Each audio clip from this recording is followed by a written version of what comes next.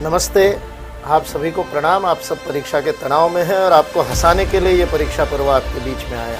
ये रटन विद्या जो है ना, इस रटन विद्या से ही टेंशन क्रिएट हुआ है। मैं हमेशा देखिए, अब मैं हंसते हंसते वाला एक्सपर्ट हूँ तो मैं आपको लगेगा कितने जोक सुना रहे हैं। एक बार उसको अपने चार्ली चैपलिन को बुलाया भाषण देने के लिए। अब आप सोचो, चार्ली चैपलिन जैसा कॉमेडियन और उस समय का when talkies what not there, so no dialogues, without dialogue 1.5 घंटा आपको हंसा सकता है। ऐसे कॉमेडियन को बुला लिया भाषण के लिए। भाषण तो बड़ा बोरिंग होता है, कोई मतलब भाषण किसी श्रोता को पसंद नहीं आता। भाषण में आनंद केवल वक्ता को आता। और चार्ली चैपलिन को बुला लिया भाषण देने के लिए।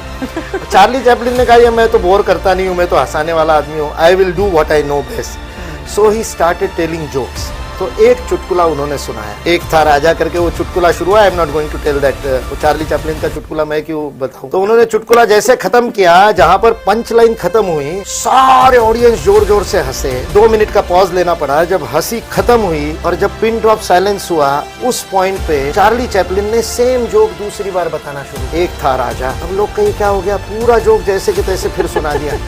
अब इस बार कुछ लोग हंसे जिनको पहली बार समझ में नहीं आया था, दूसरी बार समझ में आ गया।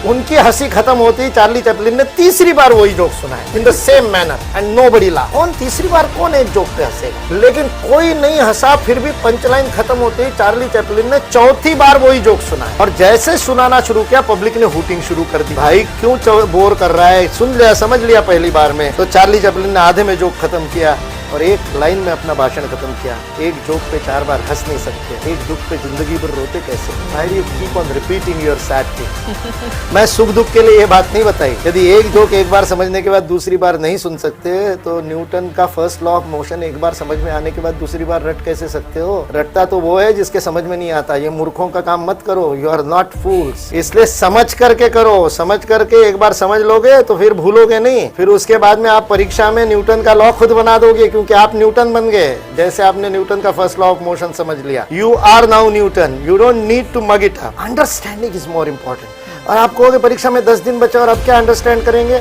अरे अंडरस्टैंड करने में 1 सेकंड लगता है। अपने दोस्त से पूछ लो जिसको समझ में आया, उसकी भी पढ़ाई हो जाएगी और आपकी भी पढ़ाई हो जाएगी। मैं आपको रहस्य बता रहा हूँ। The best way to prepare for examination is किसी और को पढ़ाना शुरू करो। अपने से एक बुद्धू पकड़ लो, उसको पढ़ाना शुरू कर दो, आपके कंसेप्ट क्लियर हो जाएंगे।